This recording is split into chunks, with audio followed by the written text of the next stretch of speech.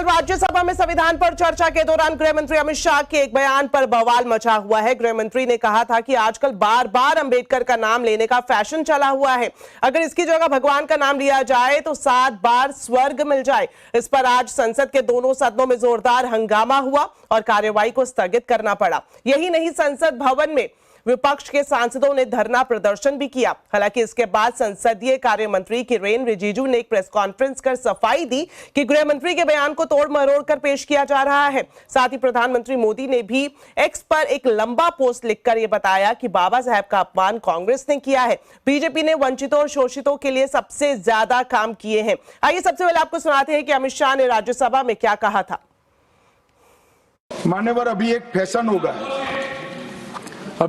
हो गया है अंबेडकर अंबेडकर अंबेडकर अंबेडकर अंबेडकर अंबेडकर। इतना नाम अगर भगवान का लेते तो 7 जन्मों तक स्वर्ग मिल जाता। तो अच्छी बात है ना। सुनिए तो, सुनिए ना, आप सुनिए ना, मैं बताता हूं। हमें तो आनंद है कि अंबेडकर का नाम लेते हैं। अंबेडकर का नाम अभी 100 बार ज्यादा लो, परंतु साथ अर्थ में अंबेडकर जी के प्रति आपका भाव क्या है ये मैं बताता हूं। तो प्रधानमंत्री नरेंद्र मोदी ने अमित शाह के इस बयान का समर्थन किया है। उन्होंने एक्स पर एक लंबा पोस्ट किया जिसमें उन्होंने कहा कि कांग्रेस अंबेडकर का अपमान छिपा नहीं सकती। बाबा साहेब के लिए हमारा सम्मान सर्वोपरि है। अगर कांग्रेस और उसका बेकार हो चुका तंत्र यह सोचता है कि उनके दुर्भावनापूर्ण झूठ, उनके कई सालों के कुकर्मों, खास करके डॉक्टर अंबेडकर के प्रति उनके अपमान को छिपा सकते हैं, तो वो बहुत बड़ी गलतफहमी में है। भारत के लोगों ने बार बार देखा है कि कैसे एक वंश के नेतृत्व वाली एक पार्टी ने डॉक्टर अंबेडकर की विरासत को मिटाने और SC/ST समुदाय को अपमानित करने के लिए हर संभव गंदी चाल चली है। डॉक्टर अंबेडकर के प्रति कांग्रेस के पापों की सूची में शामिल है। उन्हें एक बार नहीं बल्कि 2 बार चुनाव में हराना। पंडित नेहरू ने उनके खिलाफ प्रचार किया और उनकी हार को प्रतिष्ठा का मुद्दा बनाया। आगे उन्होंने लिखा कि उन्हें भारत रत्न देने से भी इनकार करना, संसद के सेंट्रल हॉल में उनकी तस्वीर को गौरवपूर्ण स्थान न देना।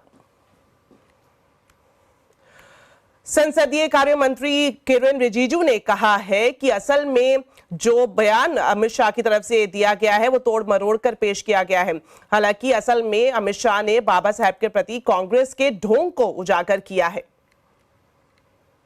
कल गृह मंत्री अमित शाह जी ने जो भाषण दिया राज्यसभा में, उसका एक छोटा सा क्लिप निकल करके तोड़ मरोड़ करके उसको वायरल करके बाबा साहब भीमराव अंबेडकर के नाम में जो गलत काम कर रहे हैं, मैं उसको खंडन करना चाहता हूं। गृह मंत्री जी कल बहुत साफ शब्दों में पूरा अच्छी तरह से बताया कि कांग्रेस पार्टी ने बाबा साहब भीमराव अंबेडकर के जीते जी किस तरीके से उनको तिरस्कार किया, अपमानित किया, उसको वर्णन किया। तो आपने सुना कि किरेन रिजिजू ने किस तरह से सफाई पेश की अमित शाह के बयान पर। वहीं दूसरी तरफ कांग्रेस अध्यक्ष मल्लिकार्जुन खड़गे ने कहा कि अमित शाह ने बाबा साहेब का अपमान किया है और वो देश से माफी मांगे और इस्तीफा दे। हम वो उस वक्त खामोश बैठे और उसके बाद में जब आज शुरू होता ये सवाल हम उठाने के लिए तैयार हो गए। आज आपको मालूम है सुबह भी हम पार्टी के सभी पार्टी के लोग एक होकर जो बाबा साहब का अपमान शाह ने किया है वो गलत है, इसीलिए वो आई डिमांड हिज रेसिग्नेशन। साथ ही आरजेडी नेता मनोज झा का कहना है कि बाबा साहेब के प्रति बीजेपी की असली सोच वही है जो अमित शाह के बयान से उजागर हो गई है। पूरे देश में आम आवाम उद्वेलित है। वाक्य क्या था उनका? अंबेडकर अंबेडकर जितना करते हो, अगर भगवान का नाम लिया तो स्वर्ग मिलता। स्वर्ग नहीं चाहिए भाई, धरती पे स्वर्ग चाहिए, धरती पे स्वर्ग चाहिए। और वो उसी विचारधारा से हासिल होगा जिस विचारधारा को आप अंदर से नापसंद करते हैं। दिल की बात जुबान पे आई, लेकिन माफी तो मांगनी पड़ेगी। साथ ही दलित नेता और आजाद समाज पार्टी कांशीराम के सांसद चंद्रशेखर आजाद रावण ने कहा कि ज्यादातर पार्टियों का अंबेडकर प्रेम सिर्फ दिखावा है, लेकिन अमित शाह के बयान से वंचित समाज में गुस्सा है। हालांकि ये भी सच है कि बहुत सारी पार्टियों का जय भीम सिर्फ दिखावा है, चुनावी दिखावा, क्योंकि जब उनकी सरकारों में उनको मौका मिलता है कि वो जय भीम और बाबा साहब अम्बेडकर के विचारों पे चलने काम करे तो वहाँ वो चूक जाती। तो ये बड़ा दुखद है। सिर्फ दिखावे के लिए बाबा साहब अम्बेडकर के नाम का प्रयोग नहीं होना चाहिए। एक बड़ी चिंता जो है, कल से जो राज्यसभा में होम मिनिस्टर ने जो बयान दिया है, हालांकि उनका जो बयान था वो पूरे रूप से वो कांग्रेस पे एक हमला था, लेकिन जिस तरह के शब्दों का प्रयोग उन्होंने किया उससे एक बड़ा आक्रोश जो है हक वंचित समाज में, उनमें गहरी चिंता है। तो आखिर किसने किया बाबा साहब का अपमान और देश की राजनीति पर इसका क्या होगा असर? आज आवाज अड्डा में इसी पर होगी बड़ी चर्चा शाम 7:57 पर।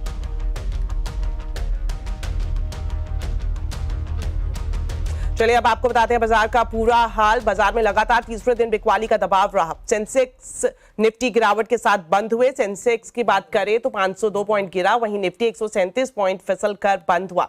निफ्टी बैंक करीब 1.5% फिसल कर बंद हुआ। तो mid cap small cap share में भी बिकवाली देखने को मिली। डिटेल्स के साथ अब जुड़ गई है कंचन नौटियाल। तो कंचन, बताएं आज किन सेक्टर्स में तेजी और कहां गिरावट देखने को मिली? तो हफ्ते का तीसरा कारोबारी दिन भी हमें लाल रंग के साथ बंद होता हुआ दिखाई दिया। अगर अब देखें कि स्टॉक स्पेसिफिक एक्शन कैसा रहा, निफ्टी के बढ़ने वाले शेयर्स में सबसे पहले नाम आता है ट्रेंड का, जहां पे 2.5% का इजाफा देखने को मिला। डॉक्टर रेड्डी लैब में 3.25%, at the same time Cipla में 0.25% और विप्रो में करीब 1.5% की बढ़त आज के सत्र में देखने को मिली। लूजिंग पॉकेट में सबसे पहले नाम आता है टाटा मोटर्स का, जहां पे 3% की गिरावट थी। पावर ग्रिड में 0.3%, बीएल में 2.25% और साथ ही साथ एनटीपीसी भी करीबन 2% की गिरावट के साथ बंद हुआ है। मिड कैप में देख लेते हैं कि बढ़ने वाले कौन से रहे। भारतीय हेक्साकॉम में करीबन 7% का एक अपसाइड मोमेंटम रजिस्टर किया गया है। आईजीएल 7.5%, मैनकाइंड फार्मा में हमें करीबन 0.6% और अरबिंदो फार्मा में भी करीबन 3% का एक अपसाइड मोमेंटम देखने को मिला है। लूजिंग पॉकेट की बात करी जाए तो एनएमडीसी में 6% का downside, federal bank at the same time 5% की गिरावट के साथ बंद हुआ है।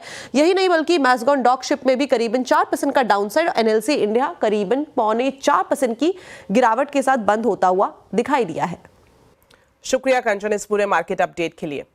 तो ऑटो सेक्टर पर आज बाजार का फोकस है। एक तो नुवामा की कमजोर रिपोर्ट सेक्टर पर आई है और वहीं दूसरी तरफ टू व्हीलर बिक्री का वाहन डाटा भी खराब आया है।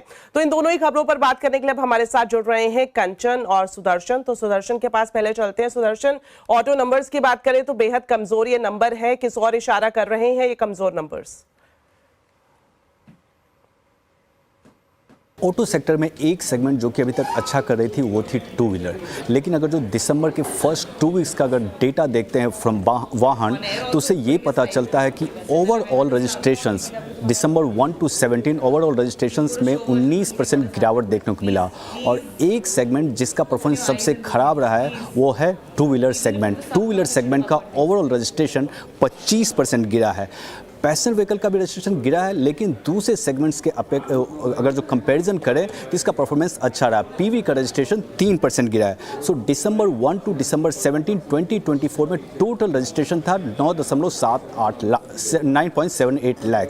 अगर जो कंपेयर करते हैं 2023 में यही फिगर था 12.10 लाख। सो टोटल फॉल जो है वो है 19% का। और अगर जो व्हीकल कैटेगरी की बात करें तो ईवी इलेक्ट्रिक सेगमेंट अच्छा किया है, उसका रजिस्ट्रेशन 6% बढ़ा है, जबकि पेट्रोल सेगमेंट में रजिस्ट्रेशन गिरावट देखने को मिला और यहाँ पे भी गिरावट है 25%। और आज इस पे यूबीएस का नोट भी आया है। यूबीएस बोलता है कि दिसंबर में जिसका परफॉर्मेंस टू व्हीलर में सबसे खराब रहने वाला है वो है हीरो मोटर और बजाज ऑटो। दोनों के रिटेल सेगमेंट में गिरावट देखने को मिल सकता है 15%। और इसी के कंपेरिजन में टीवीएस मोटर और आयशर मोटर्स में ग्रोथ देखने को मिल सकता है। और यूबीएस के अनुसार एक सेगमेंट जो कि अच्छा कर रही है वो है इलेक्ट्रिक व्हीकल्स। तो ये डेटा है फर्स्ट 2 वीक्स का। ये देखने को होगा कि अगले 2 वीक्स में ऑटो सेक्टर का परफॉर्मेंस वाहन डेटा पे क्या रहता है। जी चलिए अब जुड़ते हैं कंचन से और जानते हैं कि CY25 में ऑटो सेक्टर पर नुवामा का क्या कहना है। बताएं कंचन, क्या रिपोर्ट है? ऑटो सेक्टर की जो कमजोरी है वो भारत में ही कायम नहीं है, बल्कि अगर हम ग्लोबल आउटलुक देखें तो वहां पे जो प्रेशर है वो कहीं ना कहीं बिल्डअप होता हुआ दिखाई दे रहा है। इनफैक्ट जो ऑटो एंसिलरी है उसकी भी जो रफ्तार है कहीं ना कहीं हमें थमती हुई दिखाई दे रही है। कमर्शियल व्हीकल की बात करी जाए तो आगे चल के हो सकता है कि इसके नंबर हमें मिले जुले देखने को मिले, पॉजिटिव साइड की में ना देखने को मिले। इनफैक्ट जो कंस्ट्रक्शन इक्विपमेंट्स है उसकी डिमांड भी हमें स्लोअर साइड पे देखने को मिल सकती है। ट्रैक्टर वॉल्यूम्स में भी मंदी की आशंकाएं जताई जा रही है और साथ ही साथ जो पैसेंजर व्हीकल है उसके सेल्स नंबर भी हमें नेगेटिव साइड पे आते हुए दिखाई दे सकते हैं। अब अगर हम बात करें पिछले क्वार्टर्स की, वहां का एक बार हाईलाइट देख लेते हैं कि किस तरीके का हमें ग्लोबली देखने को मिला था माहौल। इस टाइम पे हम बात करें अगर नॉर्थ अमेरिका की तो वहां पे हमें HCV में 9% का कट देखने को मिला था। इनफैक्ट यूरोप में तो हमें 26% का डाउनसाइड देखने को मिला था। साथ ही साथ जो लग्जरी व्हीकल है जैसे BMW, टेस्ला, मर्सिडीज, इनकी वॉल्यूम में भी अच्छा खासा कॉन्ट्रैक्शन आया था। अब ऑटो कंपनियों के लिए चुनौतियां क्या है? बेसिकली जो एक्सपोर्ट्स है वो कहीं ना कहीं कमजोर बने हुए हैं। ऑर्डर फ्लो के चलते जो अर्निंग्स है वहां पे भी हमें एक दबाव आता हुआ दिखाई दे सकता है। सबसे बड़ा डर है मंदी का, जिसके चलते ये जो सारे के सारे चीजें हैं हमें देखने को मिल रही है। लेकिन कुछ कंपनीज हैं जो इससे आउटकम कर रही है, जैसे कि भारत फॉर्ज और सेमिल। इन्होंने डाइवर्सिफिकेशन और जो अपनी जो डिफरेंट स्ट्रैटेजीज है उसके चलते अपने प्रॉफिटेबिलिटी पे अच्छा खासा फोकस किया है। अब आगे के लिए क्या आउटलुक है? आगे के लिए शॉर्ट टर्म में हमें डेफिनेटली जो नतीजे आने वाले हैं वहां पे एक दबाव देखने को मिल सकता है। इन्वेंट्री जिस तरीके से बिल्डअप हो रही है वो सीधा सीधा नतीजों पे असर डाल सकती है। साथ ही साथ जो हम देख रहे हैं कि ऑर्डर फ्लो है वो भी वीकर साइड पे बना हुआ है।